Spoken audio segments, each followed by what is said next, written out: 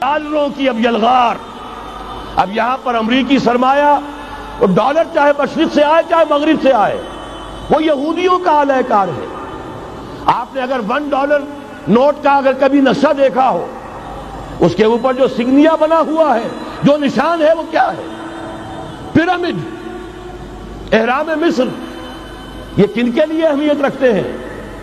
ہزارہا یہودیوں کا خون اور ان کی ہڈیاں ان پیرامڈز کے تلے دبی ہوئی. جب یہ احرام بنائے گئے تھے یہ یہودی وہاں غلامی کے دور میں تھے، بیگار ان سے لی جا رہی تھی.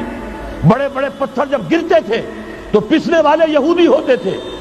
یہ ان کی اپنی جیسے ہولوکاسٹ، جیسے انہوں نے اس کو اپنا سمبل بنایا ہوا ہے، اسی طریقے سے پیرامڈ، مصر کا پیرامڈ یہ گویا کہ ان کے اس زوال کا ایک نشان ہے. اور اس پر ایک آنکھ بنی ہوئی ہے، ایک آنکھ، کانے دجال کی آنکھ، وہ دیکھ رہی ہے. عجیب ہے یہ سمبل. نیچے لکھا ہوا ہے نووس آرڈو سیکلورم، اور یہ در حقیقت 1776 جو نیچے لکھا ہوا ہے وہ رومن حروف کے اندر یہ 1776 ہے جو میں بتا چکا ہوں آرڈر آف الومناٹی وساپ نے قائم کیا تھا. عام دنیا یہ سمجھتی ہے کہ شاید یہ امریکہ کا یوم آزادی ہے، سن آزادی ہے. 1 مئی اس آرڈر آف الومناٹی کی تاسیس 1 مئی کو ہوئی ہے. یہ 1 مئی جو منایا جاتا ہے دھوکہ یہ دیا گیا ہے کہ یہ شکاگو کے جو مزدور ہیں ان کی یادگار ہے.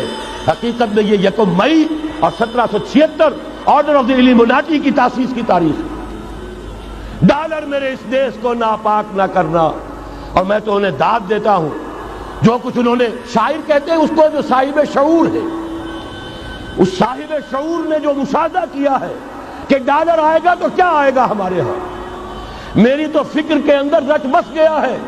پاکستان کے بارے میں جب کہا تھا اے آندھیو سنبھل کے چلو اس دیار میں، امید کے چراغ جلائے ہوئے ہیں ہم. ہماری امیدوں کے چراغ ہے یہ. اسلام کا گہوارہ بننے والی ملک ہے یہ. اس کو ہم نے قائم کیا تھا اسلام کے لیے. یہ آندھیاں نہ چلیں. اس ملک کو ہم نے اسلام کے چراغ جو ہے ہم نے اس میں روشن کیے ہوئے ہیں. اے آندھیو سنبھل کے چلو اس دیار میں، امید کے چراغ جلائے ہوئے ہیں ہم.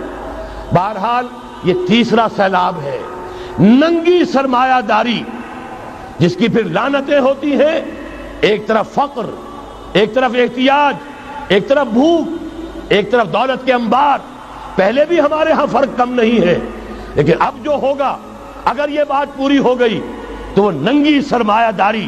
اور سرمایہ داری ہی در حقیقت یہود کا سب سے بڑا ہتھ کنڈا ہے. یہ بینکنگ کا نظام، یہ سارا کا سارا سودی نظام، یہ IMF، یہ ورلڈ بینک، یہی تو ان کے سب سے بڑے ادارے ہیں. تو واقعہ یہ ہے کہ 3 طرف سے ہم پر حملہ ہو رہا ہے. اور یہ سود کے بارے میں کیا کہا تھا اقبال نے؟ از ربا آخر چمی زائد فتن. اس سود کے ام الخبائث کے پیٹ سے سوائے فتنوں کے اور کیا برآمد ہو سکتا ہے؟ کس نہ داند لذت قرض حسن. کسی کو قرض حسنہ کی لذت یاد نہیں رہی. بغیر سود کے قرض دو. تمہارے پاس فاضل رکھا ہوا ہے، کسی بھائی کو دو کہ وہ اپنی معاشی گاڑی کا پہیہ چلا لے، پھر اصل واپس لے لینا. اگر اتنی ہمت نہیں ہے کہ ان تصدقوا فهو خیر لکم، صدقہ ہی کر دو تو سب سے اچھا ہے. دے ہی ڈالو اپنا فاضل سرمایہ. یسألونک ماذا ينفقون قل العفو، مت رکھو اپنے پاس، یہ گندگی ہے. لیکن اگر بڑے ہی کم ہمت ہو تو کم سے کم قرض حسنہ دو، اپنی اصل رقم واپس لینا. کس نہ داند لذت قرض حسن، از ربا جاں تیرا دل چوں خشت و سنگ. اس لیے کہ سود کے ذریعے سے انسان کے اندر تاریکی پھیل جاتی ہے. دل جو ہے اینٹ کے مانند، پتھر کے مانند سخت ہو جاتا ہے، کٹھور. ثم قست قلوبکم فہی کالحجارۃ او اشد قسوہ. آدمی درندہ بے دندان و چنگ، اور انسان بغیر اس کے کہ بھیڑیوں والے دانت ہوں اور بھیڑیوں والے پنجے ہوں بھیڑیا بن جاتا ہے. بہرحال اب کرنے کا کام کیا ہے اس کو سمجھیے. اس پوری صورتحال کا میں نے آپ کے سامنے نقشہ پیش کر دیا. ایک طرف مغرب سے نیو ورلڈ آرڈر، جو جیو ورلڈ آرڈر ہے، اس وقت کی سپریم پاور آن ارتھ، امریکہ کی سرپرستی میں بڑی تیزی کے ساتھ حملہ آور ہے. دوسری طرف وَمَكَرُوا وَمَكَرَ اللَّهُ وَاللَّهُ خَيْرُ الْمَاكِرِينَ۔ اللہ کو پامردی مومن پہ بھروسہ، ابلیس کو یورپ کی مشینوں کا سہارا۔